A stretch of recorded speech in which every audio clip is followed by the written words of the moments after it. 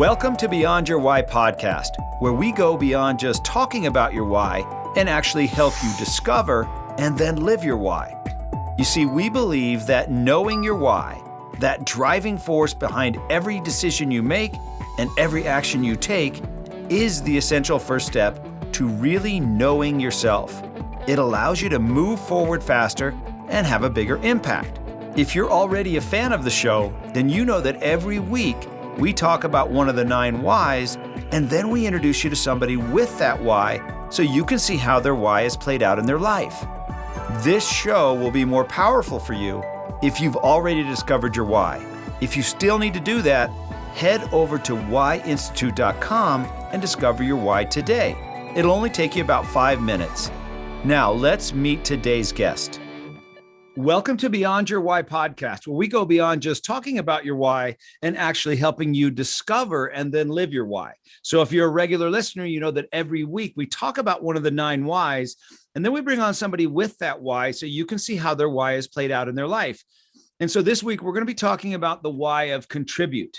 To contribute to a greater cause, add value, have an impact in the lives of others. So if this is your why, then you want to be part of a greater cause, something that is bigger than yourself. You don't necessarily want to be the face of the cause, but you want to contribute to it in a meaningful way. You love to support others, and you relish successes that contribute to the greater good of the team. You see group victories as personal victories. You are often behind the scenes looking for ways to make the world better. You make a reliable and committed teammate, and you often act as the glue that holds everyone else together. You use your time, money, energy, resources, and connections to add value to other people and organizations. So today, I've got a great guest for you. Her name is Brianne Ligori, and she lives and leads from the heart. She believes that everybody can and should live a life of purpose and joy. In her writing and coaching, Brianne is focused on a worldview of infinite possibilities and relentless pursuit of purpose. She sets an inspiring example by standing firmly for living according to her inner truth. Choosing joy, Brianne bravely set aside her dazzling corporate career to follow her bliss, sharing purpose-driven choices with the world. Brianne worked in the corporate world for many years, where she raised the bar in varying roles in sales, marketing, and training. Her desire to help people grow and learn led her to a professional coaching certification through ICF and certified training and development designation. Through coaching and training, Brianne has left an indelible mark on people by igniting their sense of purpose. But her more significant legacy is to build new coaches. She put her designation to work in her corporate world by creating an internal coaching certification program, thereby empowering other leaders to leave their mark. Going even deeper, Brianne embraced her emerging passions to touch people more profoundly and launched 2 new businesses. Brianne co-founded the Leader Coach Intensive, a coach certification program specifically targeting developing leaders of the future. Brianne is also poised to launch a comprehensive learning program to accompany her inspiring book, Claim Your TGI Today.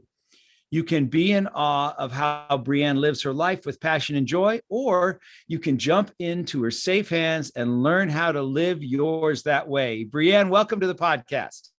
Thank you so much. I'm so excited to be here, Gary.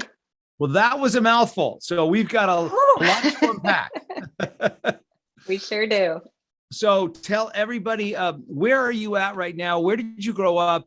Take us back into your childhood and give us a sense of what you were like when you were younger.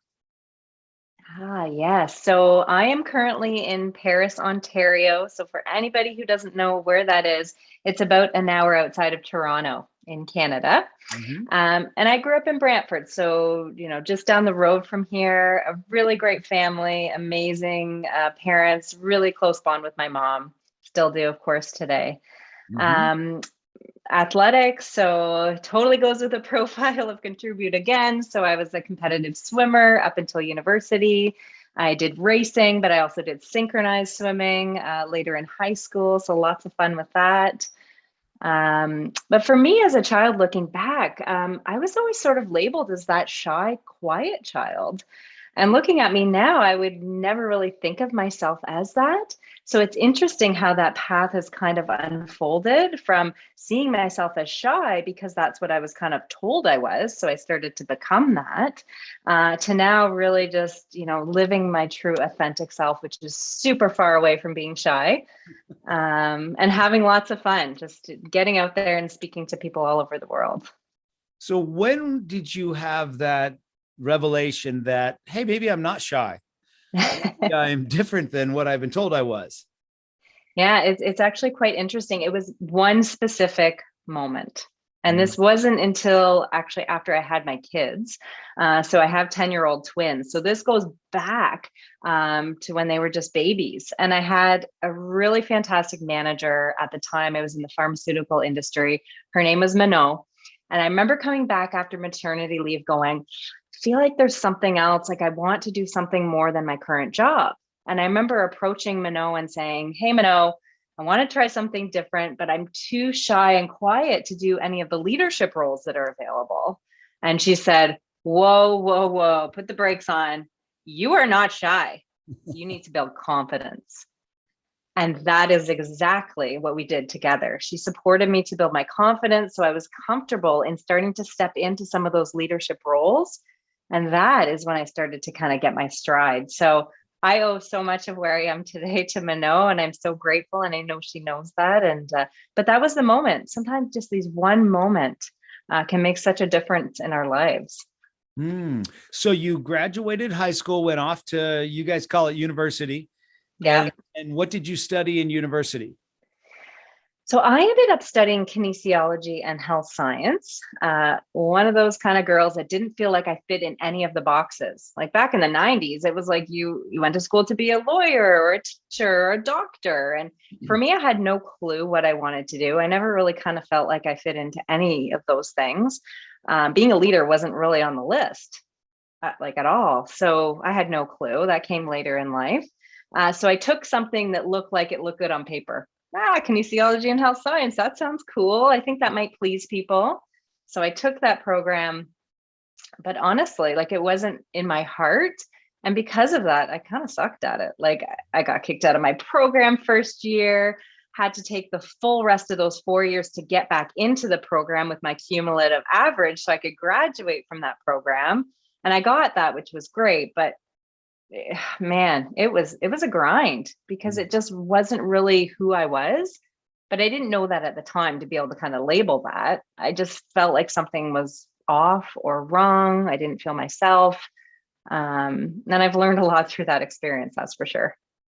So for the regular listeners that know about the YOS, your why, how, and what, right before we started, I had Brianne take her YOS, the full YOS. So we knew her why, how, and what. And so Brianne's why is to contribute to a greater cause, like we talked about. How she does that is by challenging the status quo and thinking outside the box. And ultimately what she brings is a better way to move forward.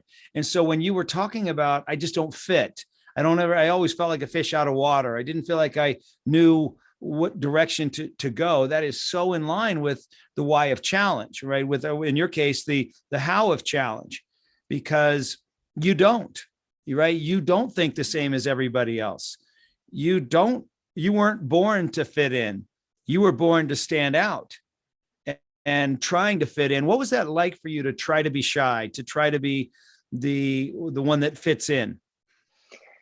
Oh, it was painful. I think that I really didn't get to the place until I was in my 30s, late 30s, now going into my 40s, where I'm like truly in myself. But for so many years, like I just wasn't sure what it was, to be honest. Like everything looked okay from the outside. I was in the cool crowd, invited to parties and all those things. But when I was doing all of those things and the things that you're supposed to do, like the rite of passage things, like I was like, I felt almost sick to your stomach. Like you're just, but what's wrong with me? You start thinking there's something wrong with you.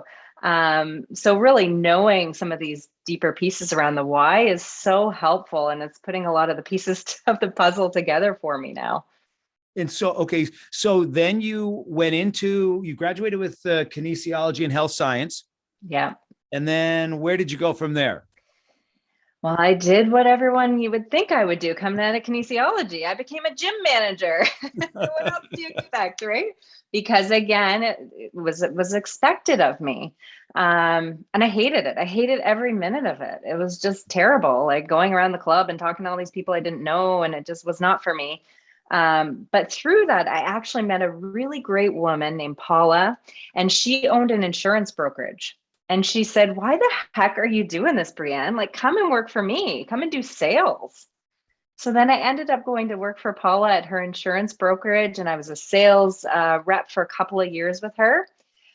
Didn't love insurance, like, didn't quite feel right there, but I really love the connection with people that I was having and starting to gain my confidence in that area. So through that, I ended up getting an opportunity at a medical device company. It's actually was Bayer at the time. And so I went and worked with them. And then really that was the start of my 17-year corporate career in pharmaceuticals in so many different roles.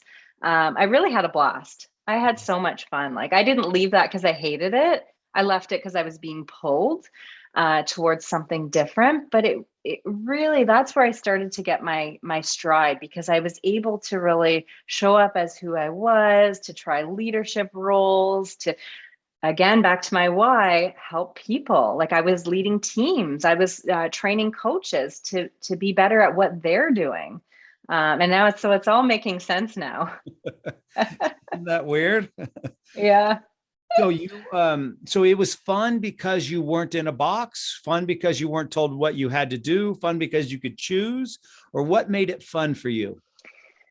I think it was fun because it was always a challenge. So I had 10 different roles in those 17 years, looking back at my career. So I was jumping every year and a half to 2 years to a new opportunity so that I could learn something new, try new skills. I'd grab those skills and then I'd go to the next thing and I'd apply them there. I'd learn some new stuff, make some things better, and go to the next. Hmm.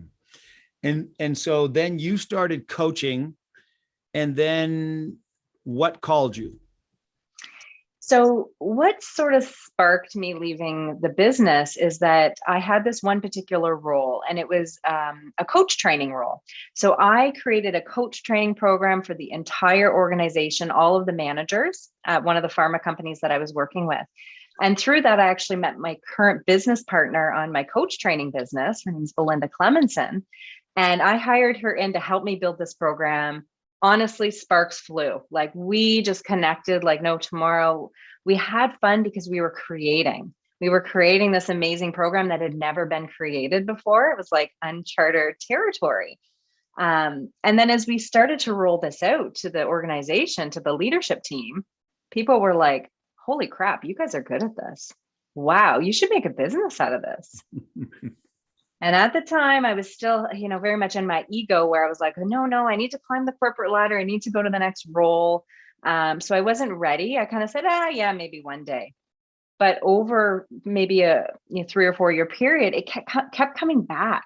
So people just kept bringing this up and kept saying, you need to kind of start your own business. And then the ultimate moment where I made the choice was when one of the women's leadership groups that Belinda and I were leading at the time said, "We want to become certified coaches and we want to learn from you guys." They didn't give us a choice. Like, it was like, this is happening. So Belinda and I looked at each other and we said, okay. And then we started building it. We started piloting the program. Well, I was still, of course, at my full-time job, as if I didn't have enough to do with 2 kids and a full-time job. Thought I'd start a couple businesses on the side. So we built that. And then I actually left my corporate job last May. Love it. And what's the name of your company now? So the one organization is called the Leader Coach Intensive. So at that program, we actually train people to either become certified coaches, or we go into organizations to help their leaders just become more coach-like, because that's really the leadership of the future, is coaching. And so what type of coaching is involved in leader coaching? Like, what do you do? What do you work with them on? So we actually develop their coaching skills. So we don't actually necessarily do a bunch of executive coaching with them. If they want that, we can. We actually pull in other people to do that work now. we're actually training them to become coaches and build their coaching skills. So of course they can help their team to be better. Again, connected to my why. Yes. That contribute is really supporting people to be better leaders, to be more human in their leadership. So rather than the old traditional hierarchy, right, of I'm the leader, I'm up here, you're down here, it's helping bringing them more to a human to human level, because that's where connection is going to happen. It's not going to happen when I'm up here and you're here and I'm scared of you. It's when I feel like we're side by side walking this path together. We may have different roles. That's okay. But we're humans in this together. So that's what we're supporting people to do in that business. I love it. And so then you develop, well, on the note of what you were talking about there, as far as your why is concerned, another way that I've heard people talk about the why of contribute is to be that pebble that causes the wave or the ripple effect that goes on in the lives of others, right? So you're that little pebble that's helping create this bigger and bigger impact. And that's how you maximize your impact, right? Yeah, that's a great way to look at it. Yeah. And so then you develop and I don't even know if I said it correctly, the TGI Today. Is that correct? Yeah. So my book is called Claiming Your TGI Today. So that's my other business. What was I thinking, launching two businesses at once? But for some reason, I thought I could do it. Lots of fun. So I ended up starting to write this book almost about 4 years ago now. And the way this kind of happened is I was starting to see, myself included, the world really in this state of what I call TGIF. We live in a TGIF society where everybody is wishing for the next thing. So totally cool to love Fridays. We all do. But it's when it's more than Fridays, when we're looking for that next promotion, that next house, that next relationship. Sometimes people even say, I can't wait till retirement. I'll be happy then. And sometimes that's 10 years away or 20 years away. So people are looking for happiness in the future. That's what I was really noticing, rather than actually finding it today. And so my book is a journey to help people shift from trying to find joy in the future to actually finding it today, because we never know if the future will be there for us. Yeah. And how do you define joy?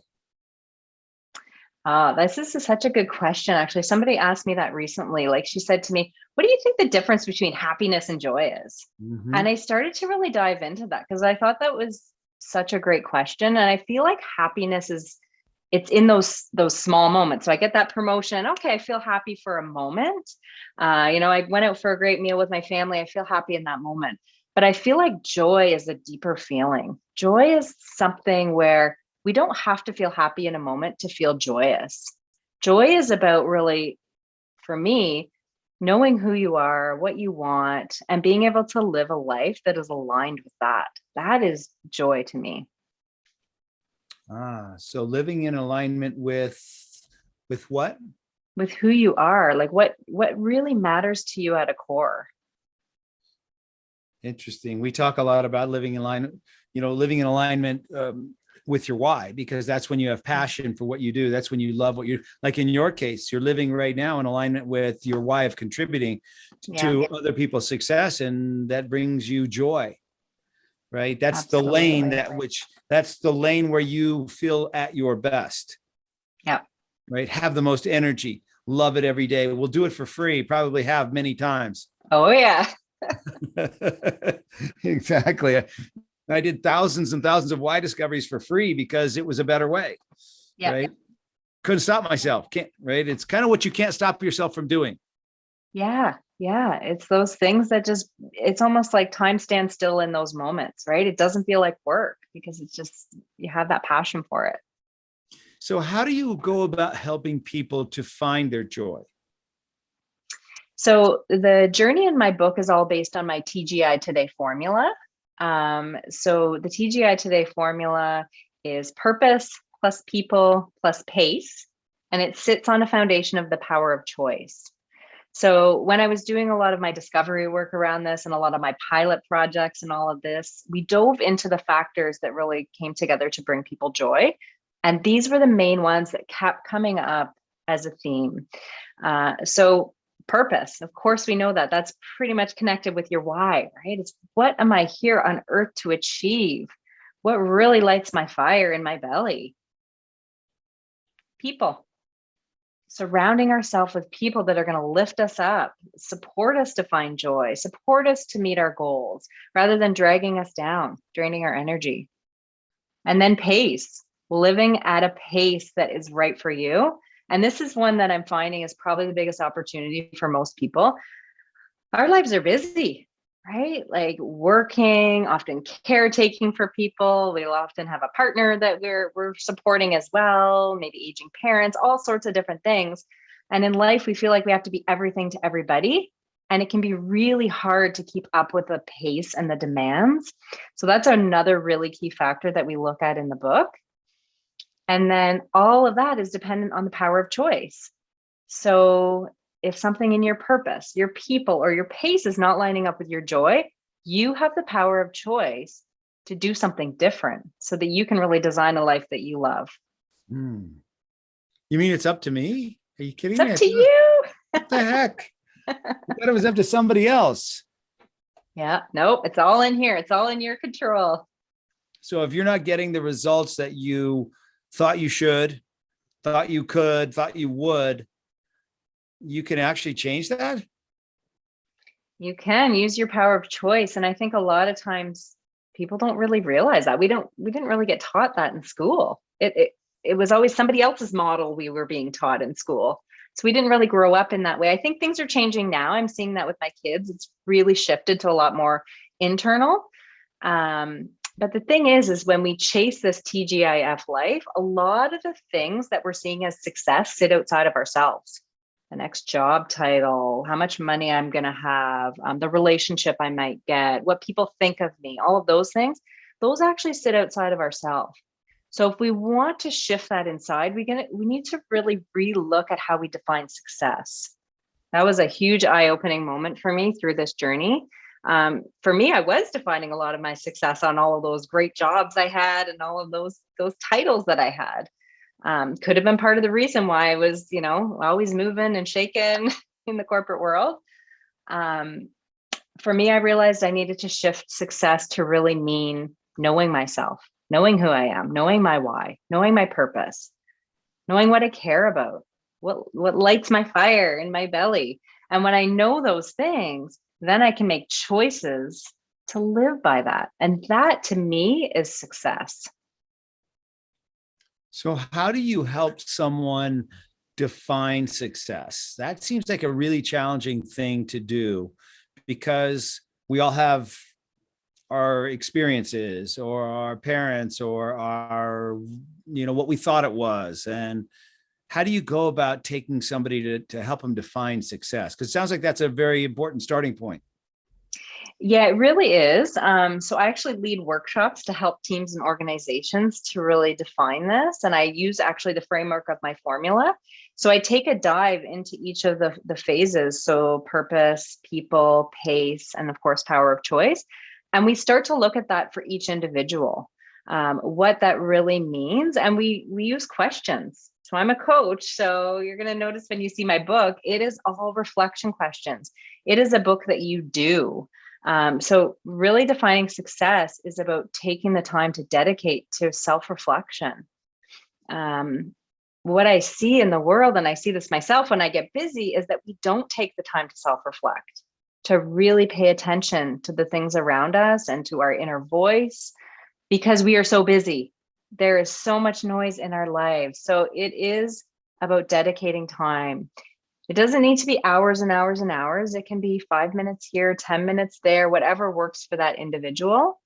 And that's actually how I designed my book, in small bite-sized chunks, because I found myself as a busy working mom that I didn't have hours to devote. But I know I needed to make a choice to invest, to dive deep on what is success to me.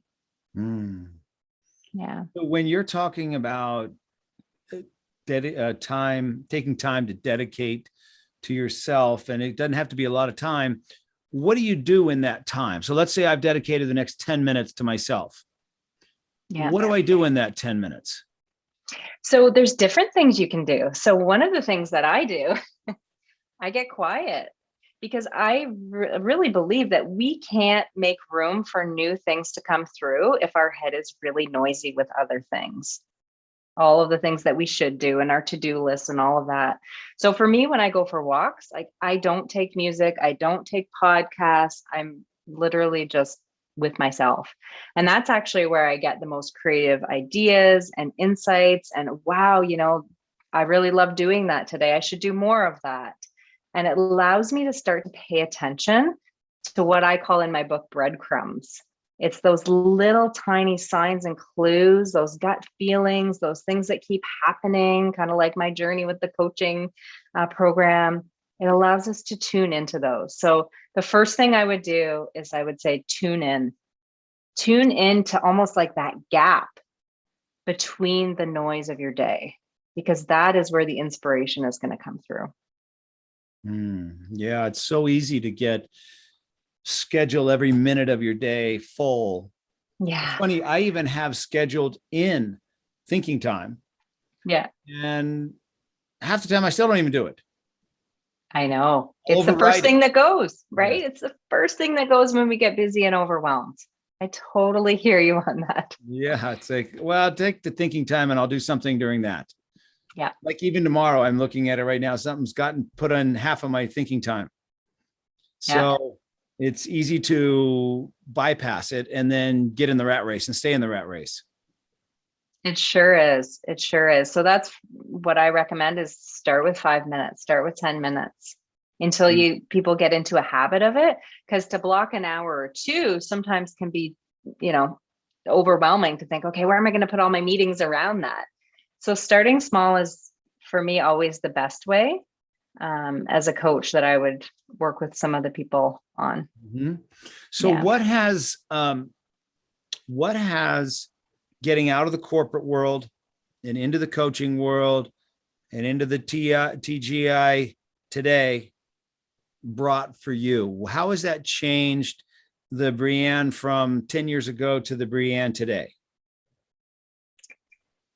I think my light is on. Like when I see myself speaking to you, it's like I am overjoyed. Like you can't take the smile off my face. Like I can speak freely and be myself and feel like that is right. Where when I was in my corporate job, I was often very prim and proper and felt like I had to impress the powers that be and maybe do things that didn't feel 100% aligned with myself and deliver a message in a specific way that was more robotic because it wasn't my true self.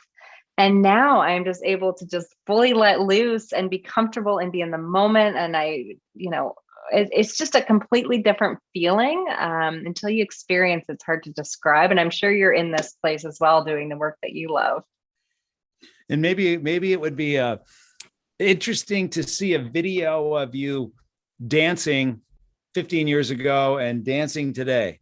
Yes. Oh, totally different person. I would be like so square and like awkward. Where today I just let it all hang out. Let it go. That's awesome, Brianne. So last question for you. What's the best piece of advice you've ever given or the best piece of advice you've ever been given? The one that's coming up for me lately is around not feeling like you have to know it all today or that you have to have the answers figured out. I think there's a lot of pressure on us when we're in our younger years. Like even I see it with my kids, coming out of high school eventually. I remember feeling like I needed to know exactly what I was going to do. And I realized that is not the case at all. Would I have imagined that I was going to be an author back when I was 18 years old? Not a chance. So I really believe that we need to allow each step to unfold and trust that exactly what's meant to happen will happen if we lean into what matters to us, to our passions, and really following that, success will naturally happen for us. And to just allow that and not get too attached to anything. I love that. That's awesome. So Brianne, if there's people that are listening that just loved your energy and loved what you're doing and want to connect with you, what's the best way for them to get in touch with you? So my website, brianneligori.com, or you can follow me on Instagram at Brianne Ligori. So maybe spell that for everybody. Sure thing. So it's BrianneLigori.